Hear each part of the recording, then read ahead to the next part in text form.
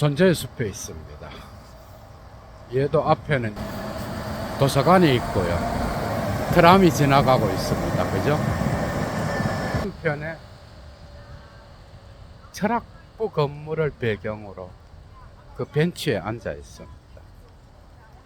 어떻게 보면 새로운 존재의 숲에서 첫 강의가 되겠는데요. 오늘은 예도의 선생에 대하여 소개를 하려고 합니다. 안드레아스 우얼스 존머는 누구인가? 2016년 가을쯤에 예도가 여기를 첫 방문했는데요. 그때는 이 건물 2층에 아주 작은 방에 존머가 앉아 있었는데, 정 교수가 되기 전에 어떤 모습이었겠죠. 그죠? 그때 이미 컨택이 돼서 내가 너를 받을 수 있게 됐다라는 좋은 소식을 갖고 서로 만나게 됐습니다. 그러니까 프라이부르그 대학교 정교수가 된 것이 2016년 10월인데요. 그 전에 이미 컨택이 돼서 몇 달 뒤에, 그러니까 16년 봄에 편지를 썼던 것 같아. 라이프치히 대학교에서 의학을 공부하면서, 그죠? 그래서 편지를 쓰니까 내가 너를 받을 수 있을지 없을지 아직 모른다. 몇 개월 뒤에 다시 편지를 써봐라. 네 논문의 방향과 주제는 나와 맞다 라고 하면서, 그러니까 그 당시에는 몰랐는데 그 이후에 보니까 프라이부르그 대학교 정교수가 될지 안 될지 아직 결정이 안 됐을 때입니다. 2016년 봄에. 그죠? 그런데 너는 언어를 최고 등급 슈투페 드라이를 받아야 내 제자가 될 수 있다. 이 조건을 달고 의학 시험을 패스하고 몇 달 뒤에 다시 편지를 써라. 그래서 의학 시험을 통과하고 편지를 쓰니까 정 교수가 됐다는 거야. 내가 너를 이제 받을 수 있게 됐다. 그러니까 1호 독토란트인 거야, 예도가. 그것도 한국인으로서. 그죠? 정 교수가 되기 이전에 컨택을 해서 되면서 이제 받아서 17년에 예도가 이 학교 학생이 됐는데요. 이 건물 뒤에 있는 건물 1096호에 안드레아스 우얼스 존머의 연구실이 있어요. 지금은 아쉽게도 니체 연구소가 있는 나움부르크, 니체 고향이죠. 그죠? 거기에서 레켄이라고 하는 아주 작은 마을이 가까운데, 나움부르크에 9월 10월에 있으니까 11월에 돌아간다. 그 이전에 네가 방을 구하고 논문을 완성하고 있으면 좋겠다. 방을 구하는 게 누가 이름도 아니고, 그렇게 해서 오늘 연구실로 찾아갔는데, 그 존머의 어떤 그 이름을 보니까 연구실 앞에 붙어있는 옛날 생각이 나더라고요. 예도는 지금까지 존머에 대하여 거의 강의를 하지 않았어요. 그런데 비로소 이제 한 편의 강의를 할 수 있게 된 거예요. 그리고 17년부터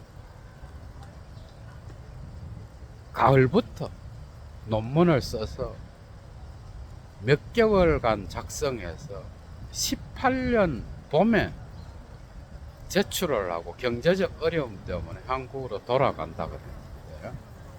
거의 한 200몇 페이지 되는, 거기에 대한 코멘터를 다 달아서 제가 받은 게 2018년 한국에서 가을에 받았어요, 편지를. 너는 그리고 거기에 대해서 코멘터리를 달았는데 너는 프로모션을 상당히 일찍 끝낼 수 있을 것 같다. 한국에서 이것 보충해서 제출하고 오면은 좋겠다. 이렇게 한 게 이제 예도 TV를 만들면서 5년을 보내고 그죠? 그리고 그 시간이 지나서 지난해 여름에 이제 졸업 기간이 점점 다가오니까 그때 편지를 받고 논문을 다시 재작성하고 수정한 게 지난해. 그러니까 논문 쓴 건 1년도 안 돼. 그리고 지금 마지막 수정 작업에 놓여 있는. 그때 2016년 가을에 왔을 때 얘도에게 딱 한 가지 묻더라고. 왜 학위과정을 하려고 하느냐.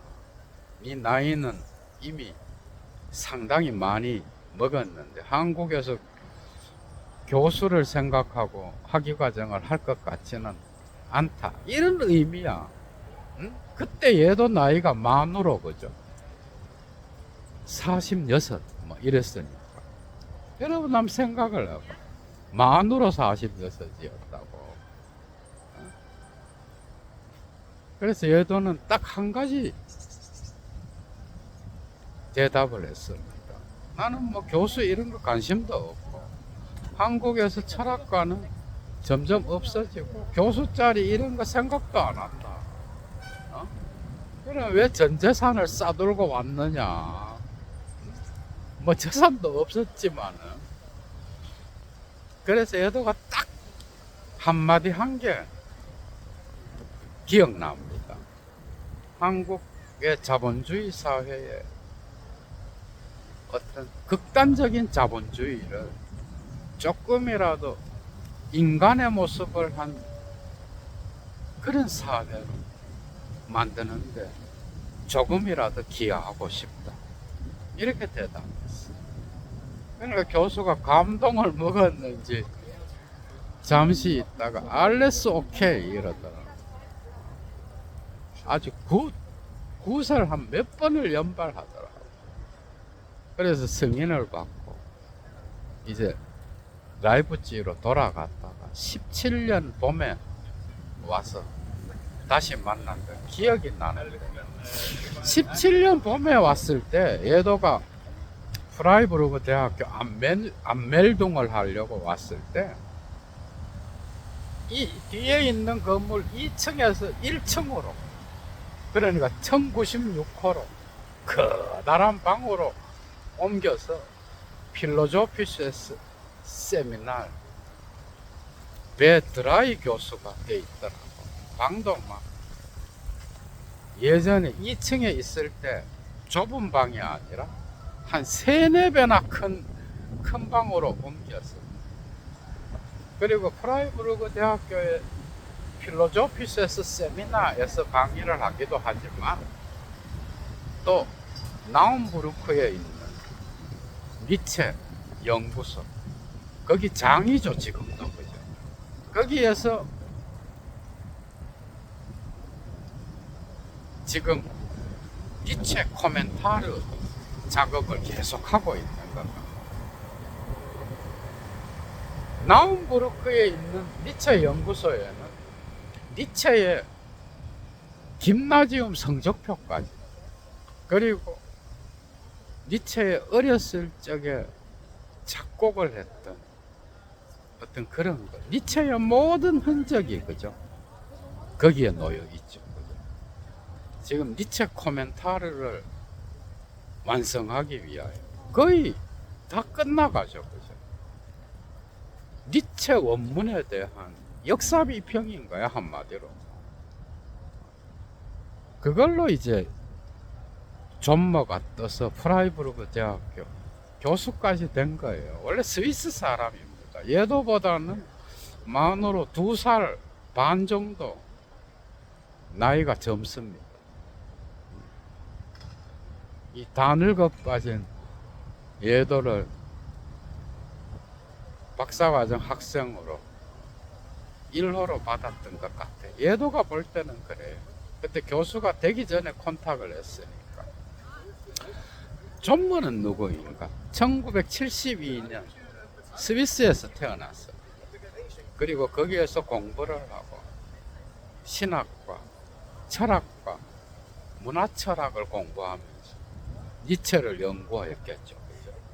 그리고 나서 하빌리타지온을 하고 니체 코멘타르 작업에 착수했는데 그게 이제 인정을 받은 거예요. 하이델베르그 아카데미에서. 그리고 미국과 영국의 다양한 대학들에서 초빙 교수도 하고요. 특히 프라이부르그 대학교 교수가 된 이후에 2019년, 2020년 2년 동안 에콜로흐말 슈페리웨, 그러니까 프랑스 파리에 있는 그 유명한 고등사범학교의 초빙 교수를 또 지냈죠. 안드레아스 우얼스 존머가 거기에서 니체를 강의했던 불어로 사르트르, 메를로 퐁띠 등등 다양한 철학자들이 고등사범학교 출신이죠. 그래서 지금까지 다 낸 거 20권 이상을 출간했고, 특히 니체 코멘타르, 니체 전집에 대한 역사 비평, 이 거의 완성돼 가고 있어요. 지금까지 상당히 많은 코멘타르가 출간됐는데,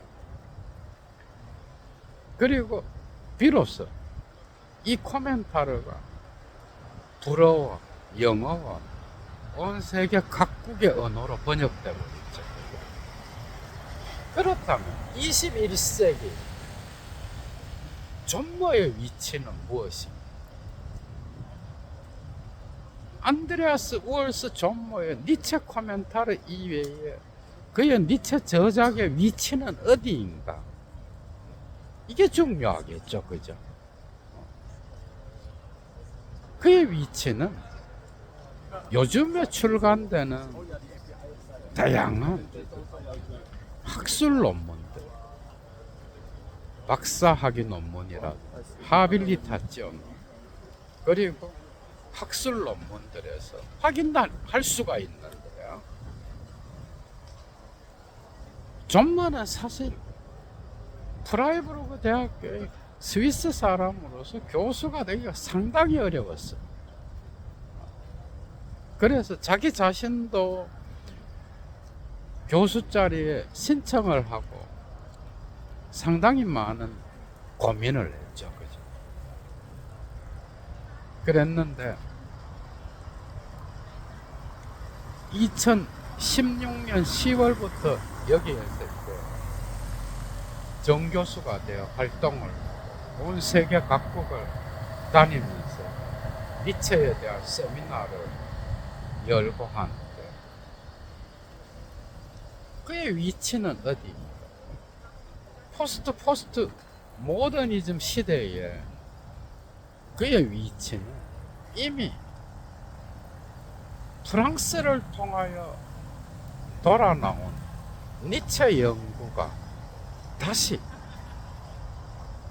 포스트 모더너 시대에 존머의 원전 역사 비평, 니체 코멘타르를 통하여 다시 반추되면서 거기에 비추어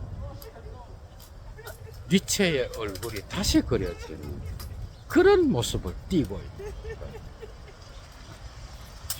존머가 프라이부르그 대학교 교수라고 하는 것, 독일에는 아주 독특한 의미가 있습니다. 철학부에서 니체 전문가로서 교수가 된다는 건, 그죠? 독일에서는 상당히 어렵어요. 독일에는 지금도 포스트 모더너가 존재하지 않아. 예도가 볼 땐 그래. 지금도 칸트 헤겔이고요. 어떻게 보면 윤리 쪽이 아주 강해. 칸트 헤겔이고, 그리고 프라이부르크에 후셀과 하이데거가 있었잖아. 딱 그까지. 더 나아간다면 가다모. 사회 철학적으로는 당연히 비판 이론의 지점에 서 있는 하버마스. 하버마스도 이제 상당히 고령이죠, 그죠? 그런 정도라고. 그러니까 니체는 필로소피, 철학에서 다루어졌던 게 아니라 독일에서는 문학에서, 리터라투얼 비센샤프트에서 다루어졌다. 그러니까 니체의 원문에서 다양한 철학적 문제들은 독일에서는 연구되지 않았다는 거예요.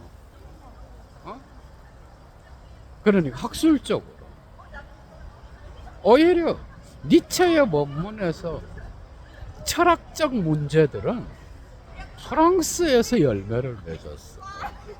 그러니까 프랑스로 20세기 중후반에 엄청난 열매를 맺어서 그것이 돌아서 다시 독일의 프라이부르크의 존버가 오면서 포스트 모더너 시대에 니체에 대한 어떤 그 연구가 다시 반추돼서 포스트 모더니즘의 철학자들의 니체 연구가 철학에서 어떤 위치에 서는지를 니체 원문으로 돌아가서 다시 확인하게 될 때 존머의 니체 코멘타르 텍스트는 아주 중요한 역할을 합니다.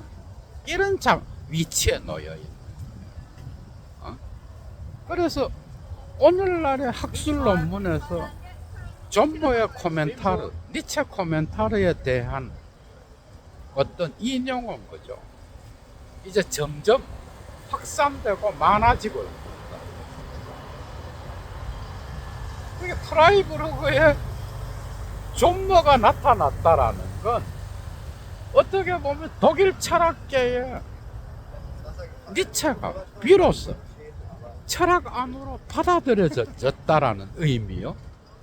그리고 포스트 모더니즘의 프랑스에서의 다양한 철학자들의 연구와 접촉하면서 다시 니체의 원문에 대한 역사 비평을 통한 또 다른 비판적 고찰이 나타나는 그런 상황이라. 존머가 돌아옴으로써 독일 대학에서의 철학은 니체를 받아들인 그런 상황에 있게 된 후셀 하이데거를 넘어 니체는 독일 철학계의 대학교에서 그죠? 특히 너무 늦게 도착한 프랑스를 돌아서 그죠? 프랑스를 돌아서 다시 독일에 정착한 거예요. 그래서 존머는 독일에서 가지는 어떤 그 위치가 그죠? 아주 독특하다고 할 수 있어. 다시 돌아온 니체. 이제 문학부가 아닌 철학부였어. 니체는 프랑스의 포스트 모더니즘 철학자들, 그죠? 미셸 푸코, 줄 들레즈, 자크 데리다, 자크 락강, 그리고 줄리아 크리스테바, 바디우, 오늘날의 랑시에, 그리고 슬라보의 지제까지 또 다른 관점에서 그죠? 이야기되고 있는데 존머는 특히 니체의 원문 텍스트가 어떤 방식으로 역사적으로 형성되고 그것이 어떻게 나타났는지 니체가 기록했던 그 당시의 역사적 상황 그리고 니체가 인용하면서 사용했던 다양한 원문들 그리고 니체가 직접 서술했던 독일어 텍스트들 여기에 관점에서 포스트 모던 철학자들은 어떻게 니체의 원문을 활용했는지 니체의 관점에서 다시 포스트 모더니즘의 니체 연구를 보고 그죠? 다시 되돌아서 니체가 독일 철학계에 다시 살아있게끔 하는 그 경계선 그러니까 프랑스의 고등 사범학교에서도 강의를 한 거야 존머 프라이부르크라는 이 도시 존머의 저 연구소 그죠? 이것은 프랑스의 경계에 서 있는 프랑스와 아주 가까이 있어요. 스위스와도 가깝지만 프라이부르크가 그죠? 그런 의미를 갖는다. 칸트와 헤겔 이후에 독일 철학계에서 후설과 하이데거가 프라이부르크에 있었다라고 하는 이건 역시도 또 다른 의미겠죠, 그죠? 안드레아스 우얼스 존머는 그런 위치에 놓여 있어요. 여러분 재밌었죠, 그죠? 비가 주룩주룩 내리는데 얘도 물러갑니다, 여러분. 어디에 계시든 건강하십시오. 추스.